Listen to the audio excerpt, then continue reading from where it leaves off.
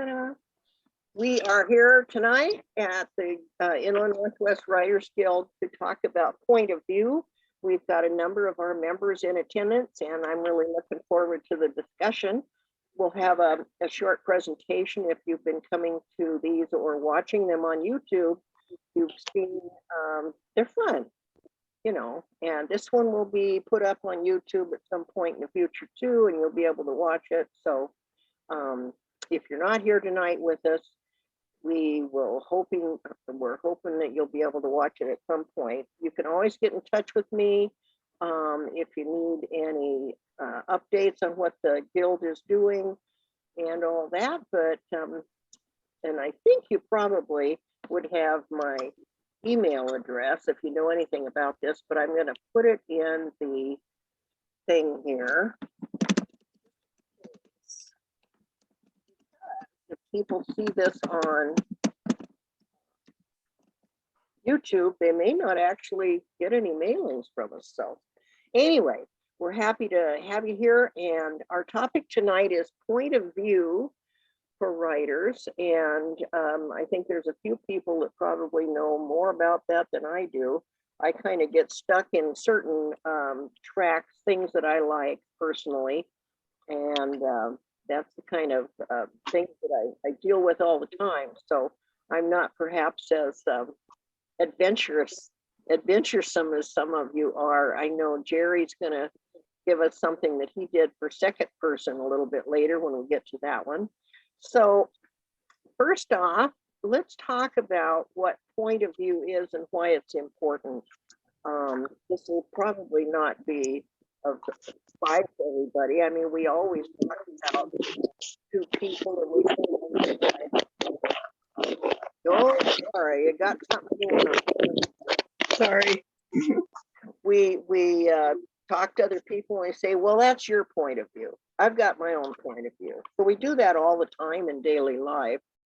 But when it comes to writing and putting things in our books, we are a little more, I wouldn't say restricted. I would think we have creative opportunities because we don't always have to write our things from the same person's point of view. In other words, I don't have to write everything from my point of view. I can pretend that I'm the narrator. I can pretend that I'm that I'm the protagonist, or maybe I'm just a sort of godlike presence up here that's overlooking everything. So we get the opportunity to stretch a little bit and see what we can do if we're adventurous.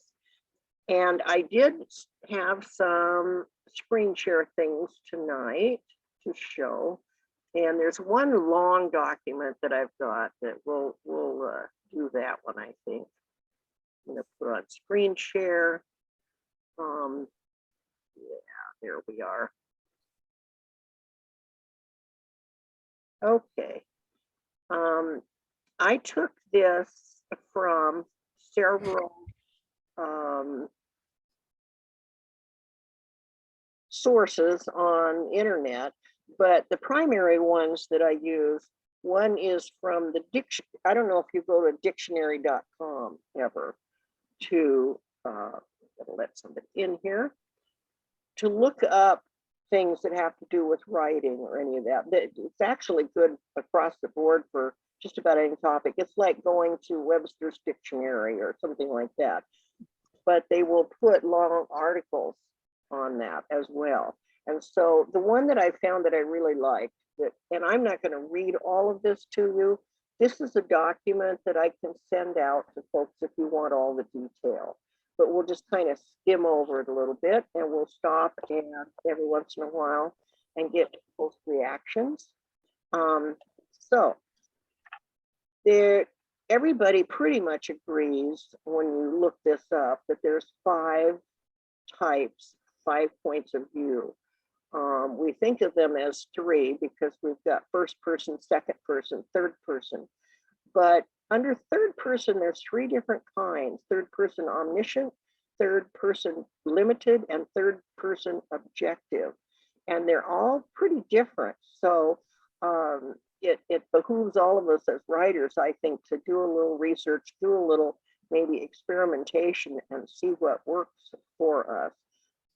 One of the main things to remember is that each of these approaches to our writing has a different purpose to it usually. And we'll get into that a little bit here. And that some genres are better suited to using certain points of view over others.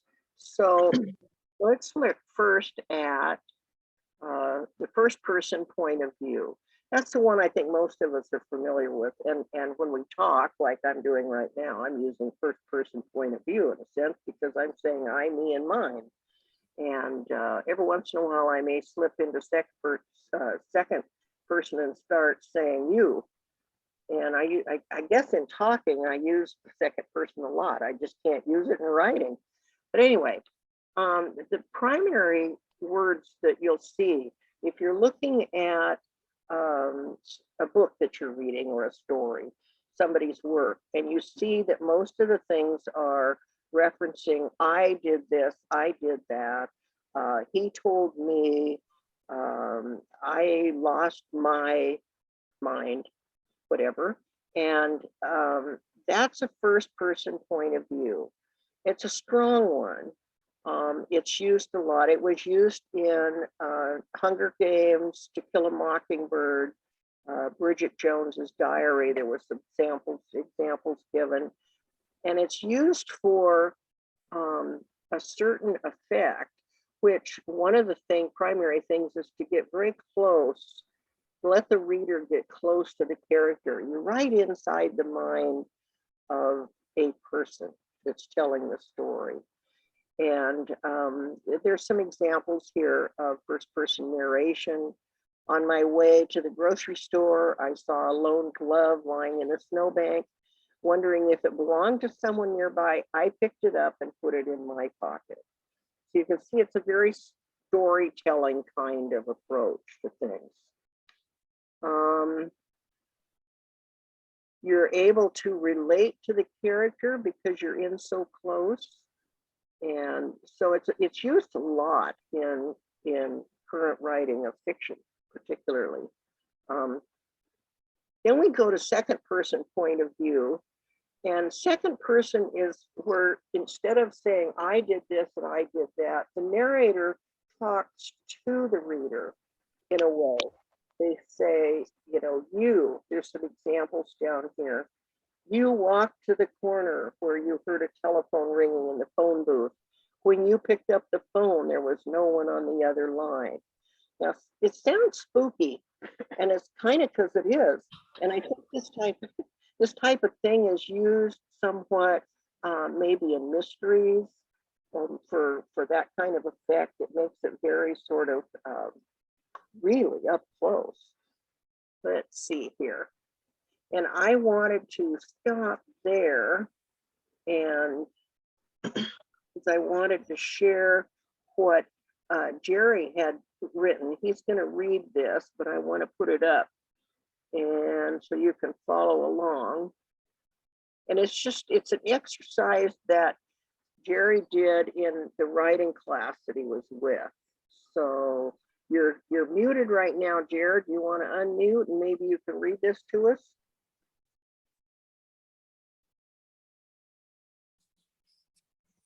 You can read it right off the screen if you want to. Yeah, if I see the screen. I haven't seen the screen yet. Whoops. That's my fault. I know. That's my fault. Let's see. Share screen and then.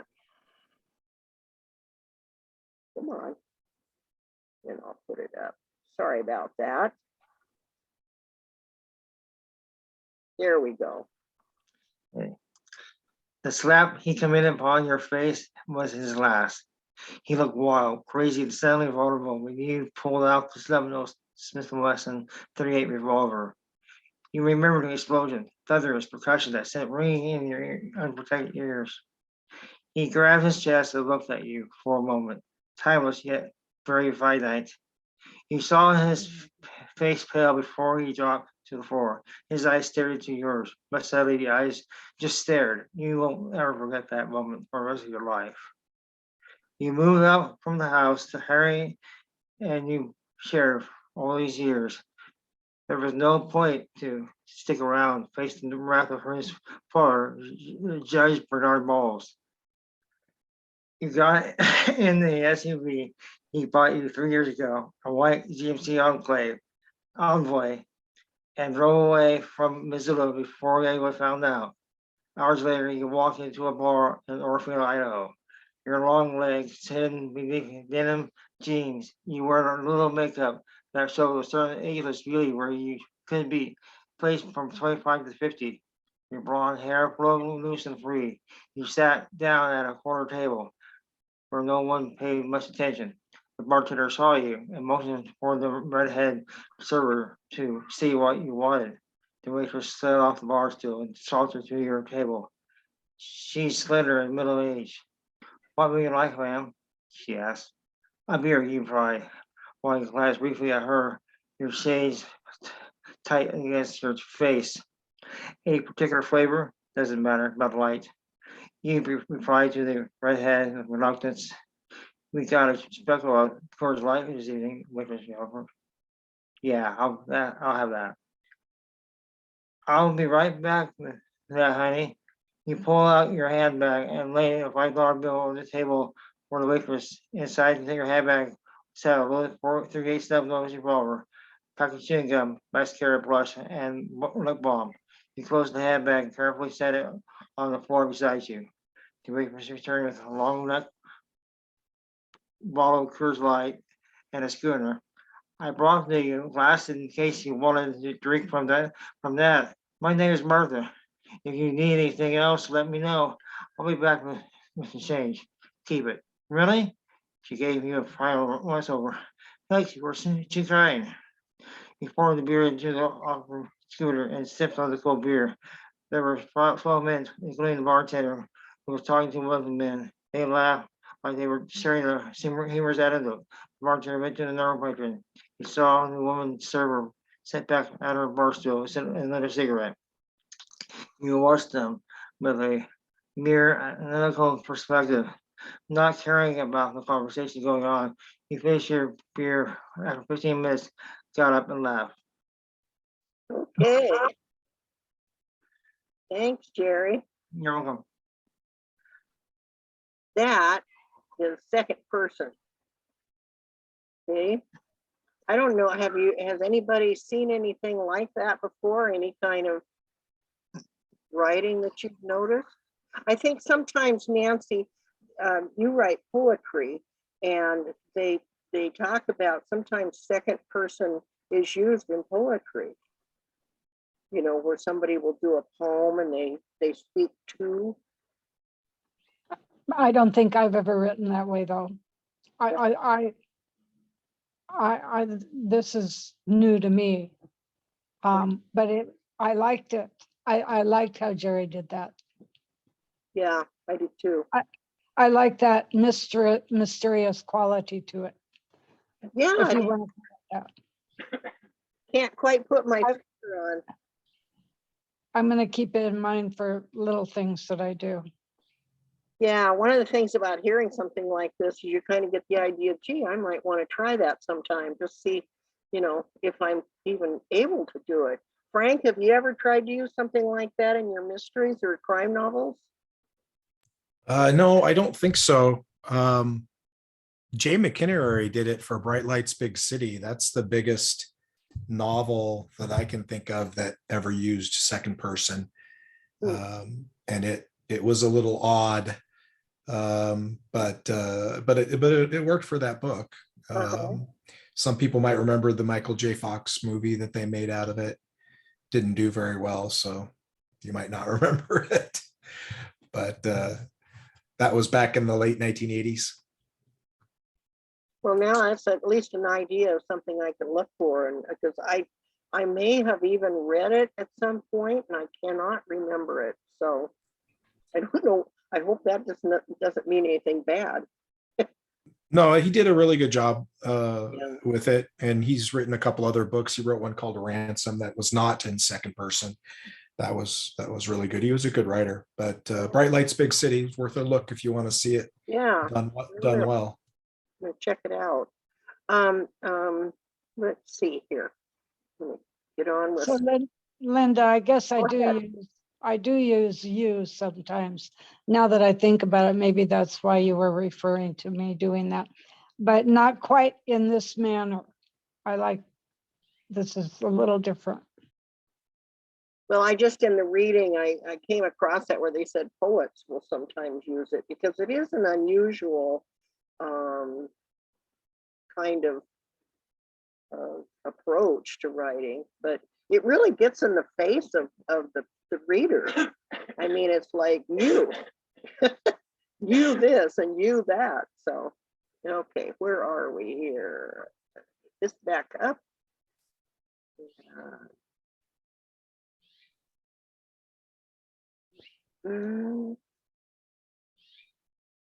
Okay.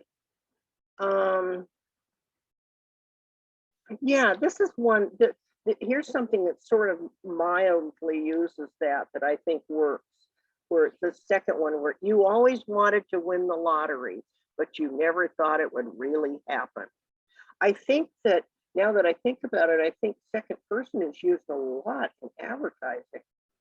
Think about TV ads that you see and how they will sometimes say, you never thought that this would be possible, that you could afford a vacation to blah, blah, and so they will use it. And I think it's because of that up close and personal can create a story that seems more intimate to the reader, really puts them in the story.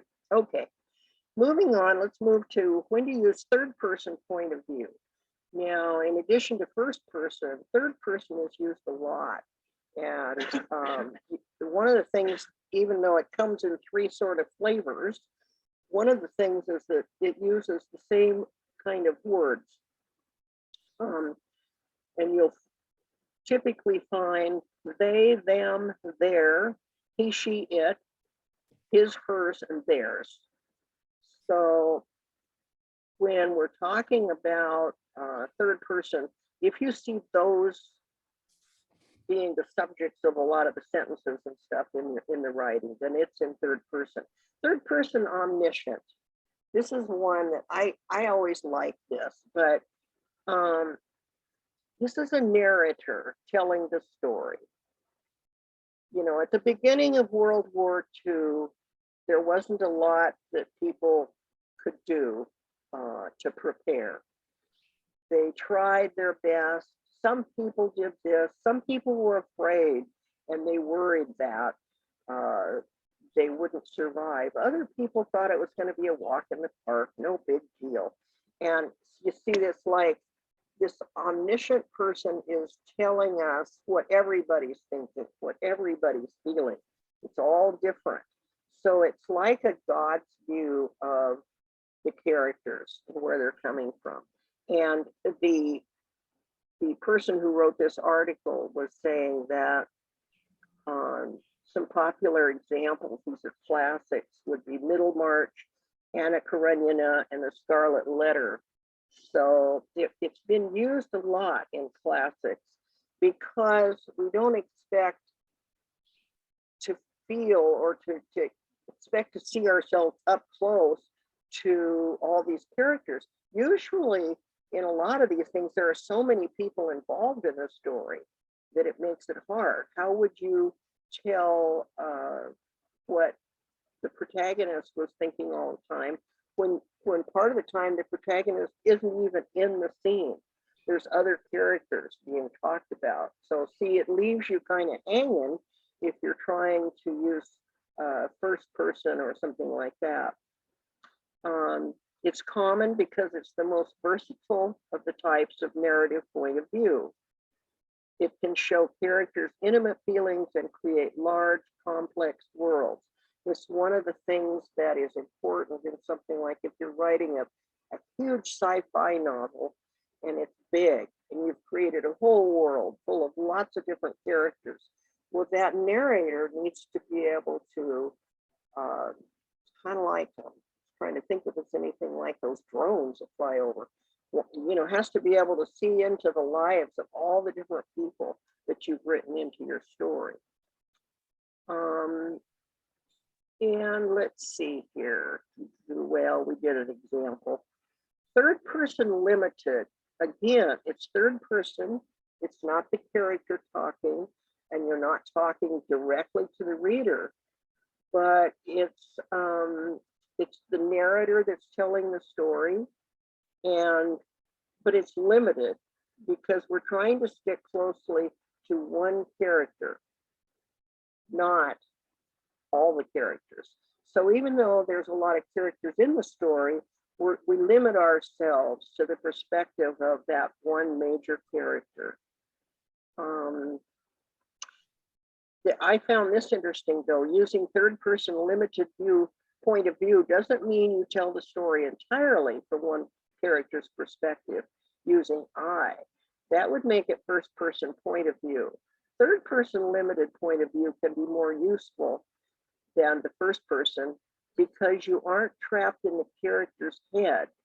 You can show both how they feel and what's going on around them. Are we confused yet? Everybody still tracking with me? Because wow, I found some of this a little bit confusing. And then we'll cover just quickly, and they gave some examples. The book 1984 was one in which the third person limited was used. You had a lot of people that, now here's an example of the writing. Jesse saw that Margaret was sobbing. The tears ran down her cheeks. He had no idea why she was so upset. The whole softball team was already on the bus when Max arrived. She was embarrassed at being late. She couldn't find a seat. Oh, great, she thought to herself. Now everyone is going to know what a loser I am. So see, we're talking about a particular character's perspective, but we are not right inside of her head most of the time. We get that as a sort of aside. Then there's the third person objective. Okay. Both the omniscient and limited points of view work to give you a certain insight into or empathy with a character or characters. The writer wants you to feel a certain way about them. She wants you to be like them, or to like them or hate them or trust them. Third person objective point of view reduces the coloring and that the writer puts into the narrative. Instead of creating a story in which the reader knows everything about what the characters think and feel, third person objective point of view tells the story from the perspective of a total outsider.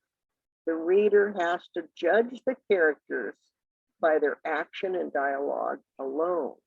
So back there when he was saying Jessie saw and tears ran down her cheeks, he had no idea why she was so upset.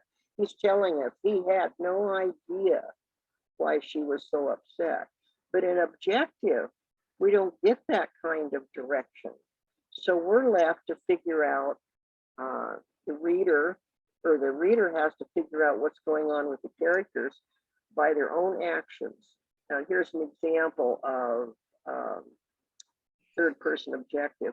The couple sat on the park bench, barely moving. They weren't holding hands. The crickets chirped around them as they sat in the gathering darkness. That's one. Or Samuel took out a knife and the peanut butter. He spread the cream all over a piece of bread on the counter. There was no one else around. So you can see that the narrator is simply telling you what's going on, but there's no reference to, there isn't anything that says he hated peanut butter, but he was willing to eat it now because he was so hungry. So we don't get anything like that. So you kind of have to figure it out for yourself.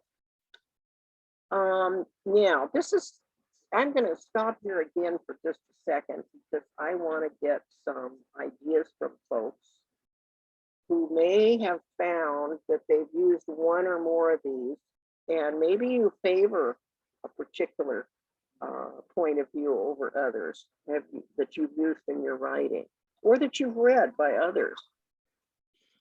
what I usually do is I mix it all together, and then, especially in the third person, I use omniscient mostly in my stories, but I also use objective too.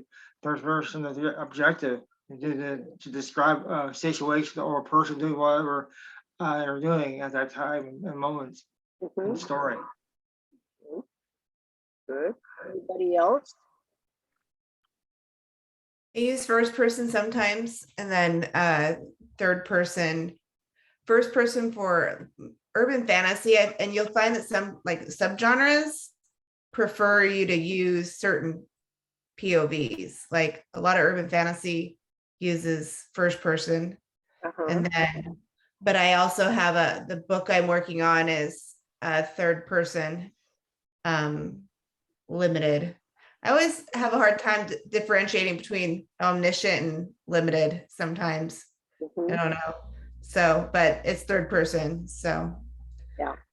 but yeah, sometimes genres like if you're writing to market, they like you to use certain POVs. Mhm. Mhm. Yeah, sometimes that's a good point, because I think if you're writing for publications, if you're writing short things particularly, or magazine articles or whatever, the publication itself may have guidelines that say we prefer stories written like this, because they have a certain flavor to their publication and they want their stories to reflect that.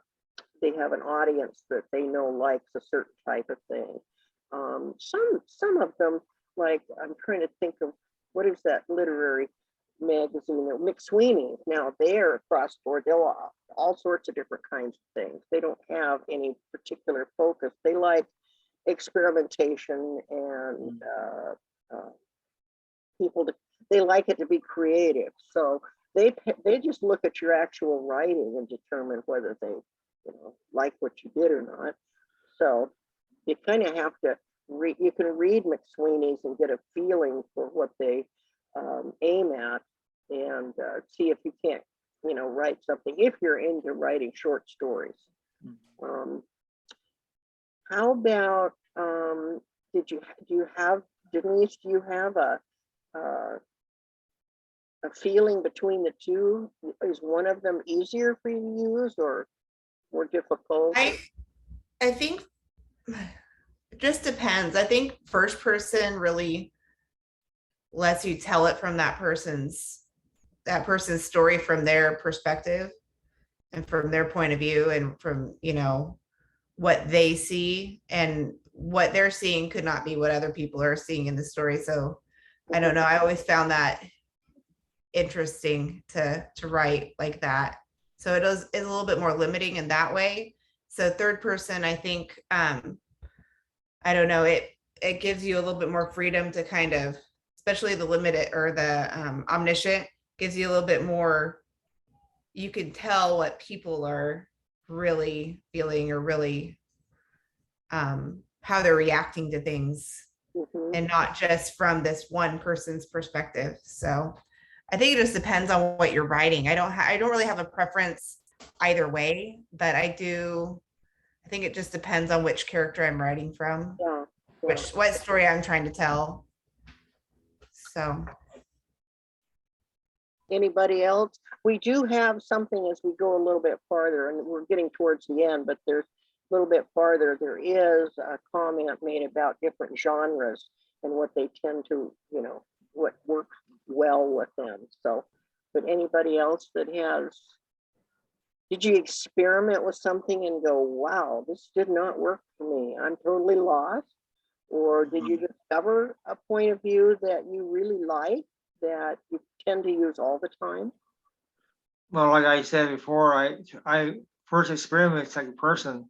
I had to throw the whole darn thing away and start over again. I'm doing it all wrong, and I'm looking more and more like an omniscient point of view than a second person point of view. So I had to throw it all away and start over. So it's not an easy task to do. A lot of times, it's very you have to really put yourself in their perspective almost to make it work. Yeah. Thanks. I Frank? had an I had an interesting point of view conundrum with one of my books. My Spokompton series is usually in the first person, because I really want to be inside the heads and of the protagonists, and I really want the reader to see the world through their eyes and to experience through them. But in the second book, and this is a spoiler, so if you ever read In the Cut, prepare to know things you shouldn't know. But the problem with first person is if you're going to play fair with the reader, you can't lie to the reader. Like if the narrator knows it, pretty much the reader knows it. I mean, you could do some things if you wanted to, but most of the times, if you hide things from the reader in the first person, they feel cheated. They feel like you cheated. And in this book, I had a main character who was in a outlaw motorcycle gang. He was prospecting for them. And the spoiler is he was actually an undercover cop. And so as I wrote about the first third of this, I realized I can't hide that fact. I mean, Boone was the character's name.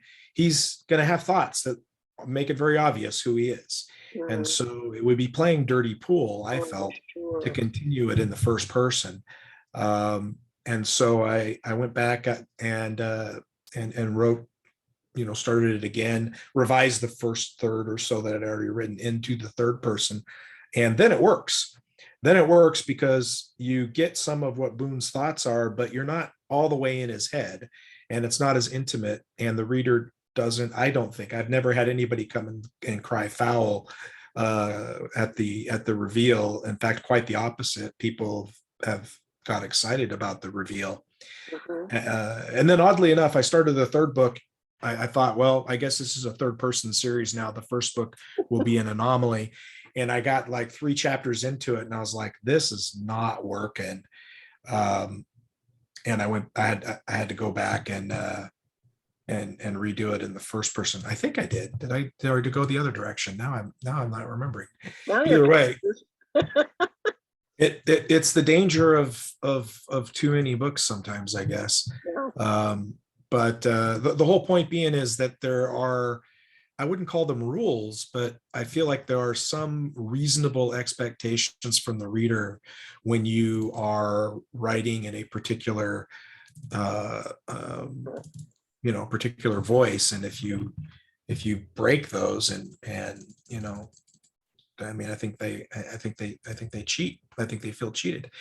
I went back and wrote All the Pieces Fall in the first person. So 3 of the 4 books so far are first person, and so the whole point, I guess, is that a lot of times what voice you choose is the voice that best serves the story. Yeah, I think so. Yunki, you had something you wanted to say, I think. I have written the first person, and then that is combined with a third person omniscient. And then also third person, but I prefer first person, writing in first person perspective. And because I get more involved, I care more for the characters. And when I write in third person, I can feels like I am kind of watching out of body. watching the character, watching myself out of body. But with the first person, I feel like I'm in the body. And I think I care for the characters more that way. Yeah. Now, I know the reader's supposed to care more in that. You really draw the reader in with first person. But that's interesting that you as a writer would feel that way too. That's neat. Sandy, you're muted. You're muted, so you need to. There we go. There we go. You might think this happened early when I was working on my book, and I read a portion of a chapter. And some of the people that were there, one woman said, oh, you can't do that. You can't be in two different people's heads at the same time. And I thought, and then she said POV, point of view. And I thought, what is that? But now I know. But I was figuring, well, how can I, this is a case where a mother is thinking about her son. And I thought, well, how am I going to have her do that? So I used dialogue. I had her just say it. There you go. So, When in doubt, use dialogue. yes. I got that from Frank. Dialogue. Any other comments before we move on here? Yes, I have a question. Uh-huh. I have I'm writing a book that's combining both first person and the third person. Mhm. And according to the chapters, first chapter with going back and forth. Is Yeah. that too much for the readers to follow? Is it two different characters? They're two different characters, but they kind of cross. It's perfectly fine. It's been done by a lot of people. Okay.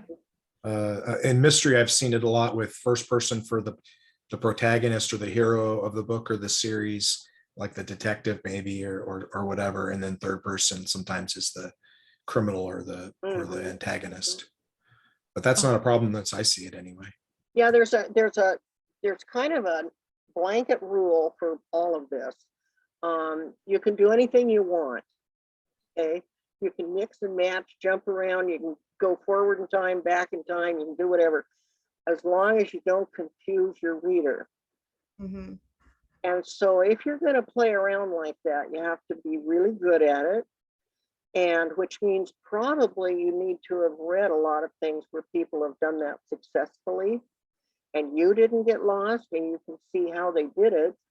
And then have other people read your work, Mm-hmm. so that they can say, whoa, I got this far and I didn't know who was talking and who, I thought we were on the farm with so-and-so lady. Next thing I know, we're in the big city in New York and I don't know who the person was.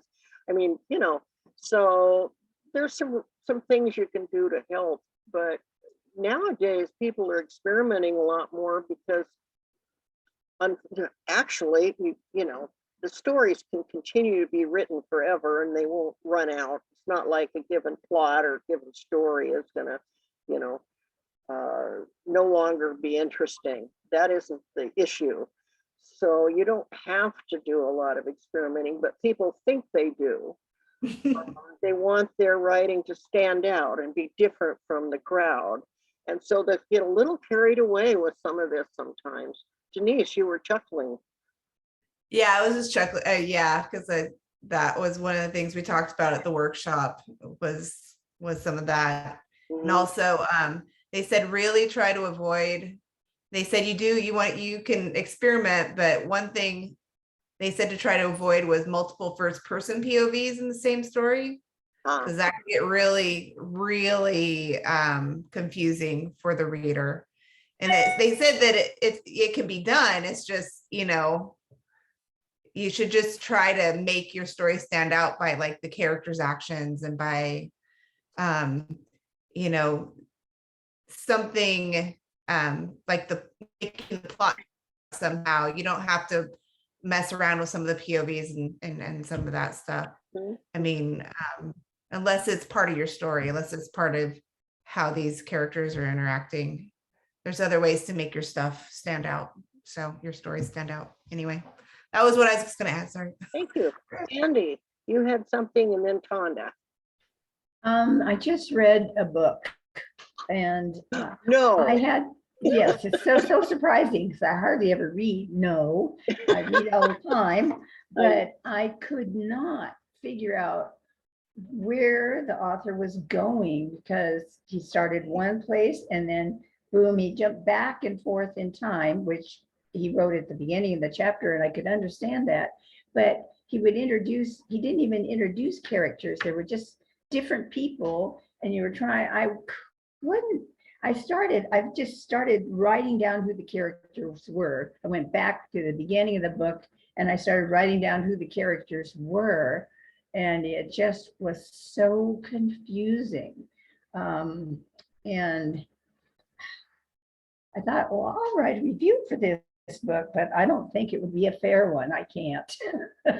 Well, and judging, I don't know if you finished it, but if you did, would you ever read another one by this author? Well, that's a good question, because I started reading it and it was like, there's lots of violence in this book. And, usually when I'm reading a book, I'm in there somehow. I might be a tree or something. I know, I'm part of the story. Mhm. And it was, it just, that was shocking. And then, not that I can't take that, I can, but he'd start developing a storyline and then poof, that disappeared. And I want to go, well, what happened to that person? Or what, finish this. Yeah. So I think he would have benefited from a writer's group. Yeah, could be. And I told my husband, I said, oh, this book is so frustrating. He says, well, just stop reading it. But I couldn't, of course, have to finish it. Thank you. How about you, Tonda? You're muted, so here you go. That's funny though. I think my biggest thing is I like third person omniscient. I enjoy writing that way. Of course, as a new writer, I had to complicate that, and I was writing it in present tense, third person omniscient. So you get very close to the characters by doing it that way. And it's to all the characters, obviously, because it's omniscient. So yeah, it can get kind of complicated, but I don't know. I'm like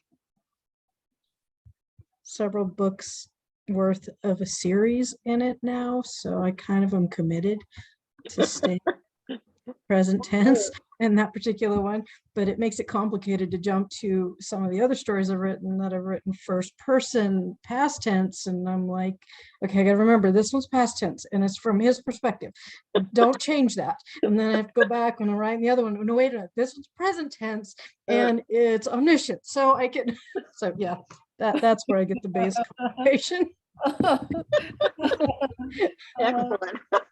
Well, I'm looking forward to someday I'll get to read this, I'm sure.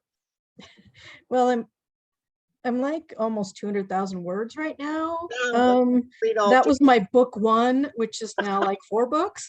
And that's, I'm not to the end yet. So yeah, maybe someday. There's a lot of people telling me they want to read it. So I'm not there yet. I look forward to it.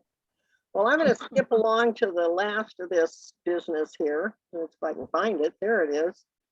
And because we've touched on this a little bit, and like, can you use alternating points of view? Yes, but be careful. That was the short answer.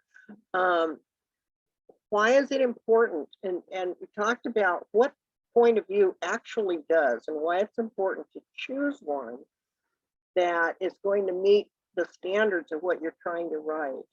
First off, it determines psychic distance. How far away are you going to be from your characters? We looked at that with the first person and let's see, and I think second person, you're just right up there next to it. You're right in the first person, you're inside that person's brain or their mind, I should say. And so if you're writing the kind of, like, for instance, if a person is writing about a psychotic killer, it's going to matter, and they're trying to write it from that killer's perspective, it will matter what they choose to use as a point of view. And be prepared to write goofy stuff because this person is a little goofy. So anyway, and then it contributes to atmosphere. Says here, it'll affect the overall tone and mood of the story. We've all met people who can walk into a room and immediately change its mood. A similar thing happens with narration. Whoever recounts the story changes the atmosphere with the way they tell the story.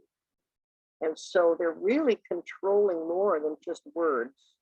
They're actually controlling the effect that that narration has on the reader. Where are they, how are they feeling about this story? It signals the storytelling style. The voice chosen to narrate the story will determine how it is perceived by the reader.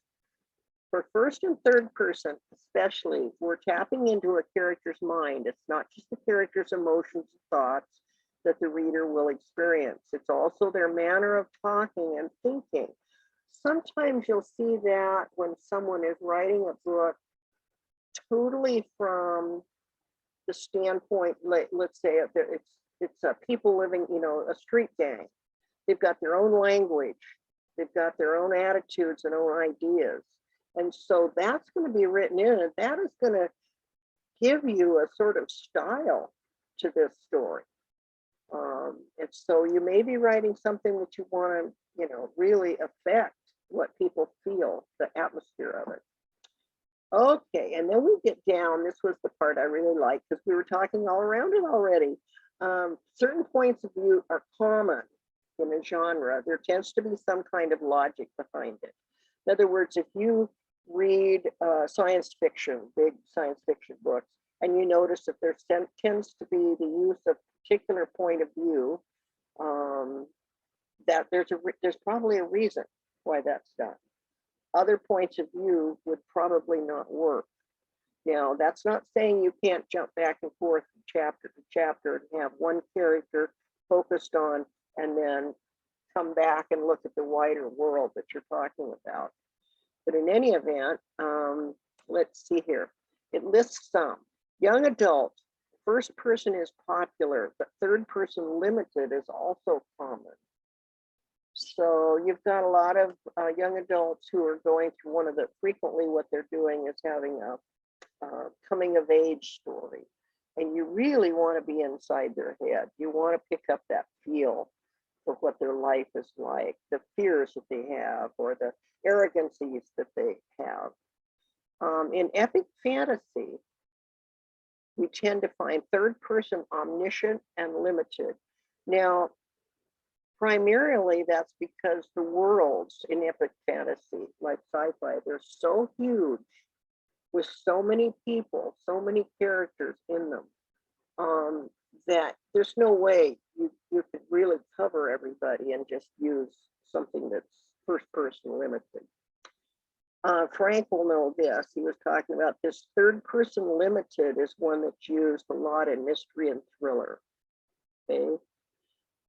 Usually you don't use omniscient because you don't want to tell your reader all the stuff that's going on because it's a mystery. And if you tell them everything, there won't be a mystery. Okay. So you really are trying to be sort of secretive. Then in romance, both first person and third person limited are heavily used. And when it comes to drama, all points of view are common. So, I mean, you can even think about even stuff like screenplays and how they will zoom in and out. Sometimes they'll be using first person for the character. I'm thinking of Hamlet. Remember how we saw Hamlet alone on stage? And then sometimes we zoomed back out and we saw the other characters responding to him and having their attitudes. And we had Shakespeare use that thing about the chorus or somebody, an aside to the audience, talking to the audience. That man doesn't know what he's talking about. So in drama, lots of times you get that little bit of extra. Okay. That's the end of that document. So I'd be happy if anybody gets in touch and says they would like that copy, I'll be happy to send it to you. But we're coming up on our 8 o'clock. I don't want to mess anybody up tonight. So let's go back to having it open for people's comments and any things that maybe you thought of since we last spoke a few minutes ago. Well, Layla, you didn't say, was anybody gonna talk about all their conferences and stuff or anything like that? I mean, Kalela, I felt so sorry for you. I heard that there wasn't a lot of people at the one down in, where was that? Down in the Palouse. You spent so much time working on that, and I was so hoping it would be, huge for you. Yeah. Well, I think part of the problem is it's unknown. I mean, we started in 2020 in a pandemic. So it's hard to get the word out, but we did have, about 20 people per workshop, which, wasn't bad. I mean, it wasn't awesome. I wasn't filling an auditorium with 100 people, but we put them in smaller rooms. And then, authors sold books in the afternoon. Carol said that we sold as much books in 2 hours during our Books and Bruises as she normally sells in an entire day at the bookstore. So yeah, even if we didn't have a lot of people showing up for, workshops because of travel or whatever, there was definitely a lot of people circulating and buying books in the evening. Oh, good. I'm so glad to hear that. You had a keynote speaker, right? We did. We had Carrie Ann King is what she writes under, and she came in and spoke. Oh, And then we had Carrie Stewart Parks give a special presentation too, midday. So, we're trying to get more people. I'm definitely going to do it next year. Every year it gets a little bit bigger, and eventually it'll be a known thing, and hopefully we'll get lots. wonderful. I look forward to working with you on it. The Guild's been around for over 10 years now, and it took time. It took time to build. It always does. The book clubs that I'm in, that I lead, it took time to build them. And so, and especially with the interruptions we've all had this last 2 years, it's been hits. So, hang in there. It'll get better.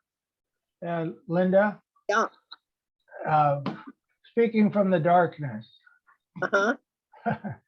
I went to that Writers Festival in Moscow, and I hadn't been to that town before, and I really enjoyed being there. In fact, my wife and I went back about 3 weeks later just to spend a couple days there. But I'm glad I went to the Writers Festival, and it was held in a really wonderful facility, the original high school building that had been all renovated and painted and all the woodwork redone. It was very nice. And there was writers from Moscow in that area. And I definitely would go back next year. Yeah. There you are. Tara, you haven't thrown a lot of stuff out tonight. Do you have anything to say? No, I'm just enjoying being able to listen and kind of get back into things. A lot of what I've been doing has been focused on work and possibly getting back into school and things like that. So congratulations to everyone who's out there doing and working on this, and just kind of bits and pieces. And I was really excited that I could join in this one. Me too. It's good to have you. It's good to see everybody again.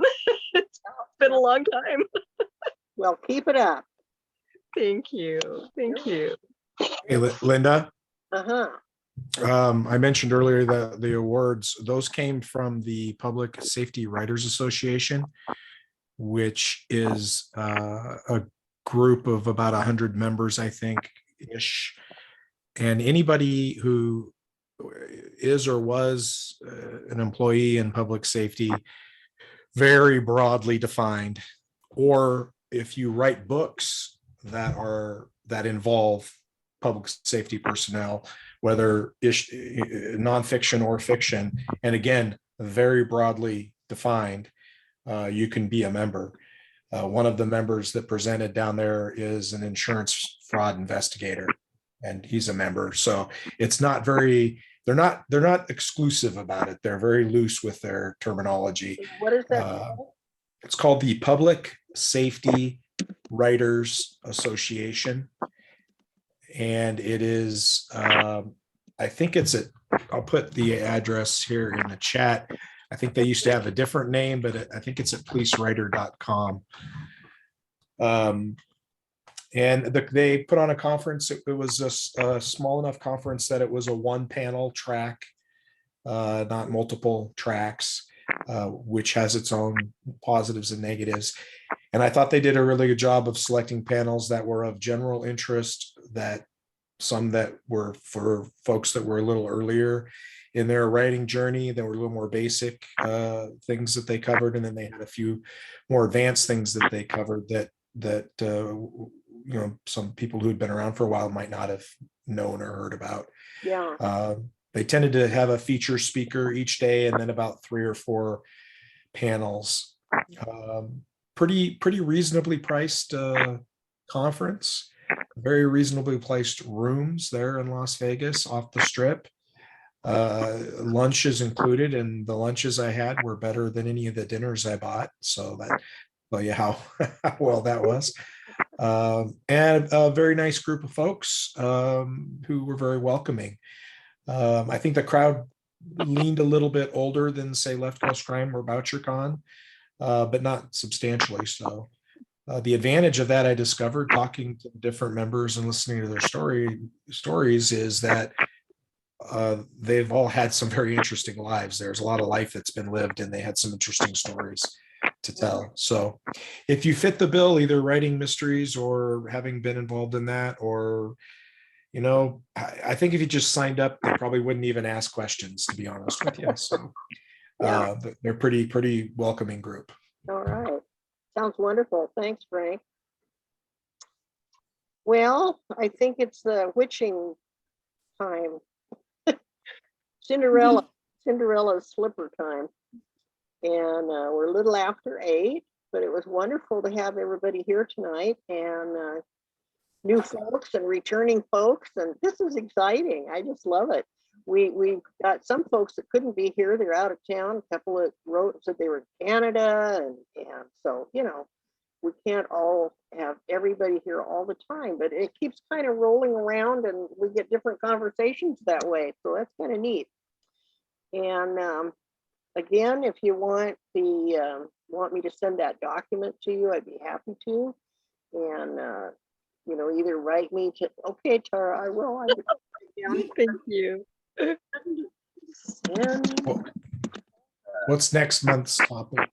Oh gosh, you should ask that. What's in that bulletin? Let me hang on 1 second and I'll find it. It's okay if you send it out. I'll just look. No need to hold up. Yeah, this silly thing here. It is in something called Future thing. Next month is Let's Talk Dialogue. No pun intended.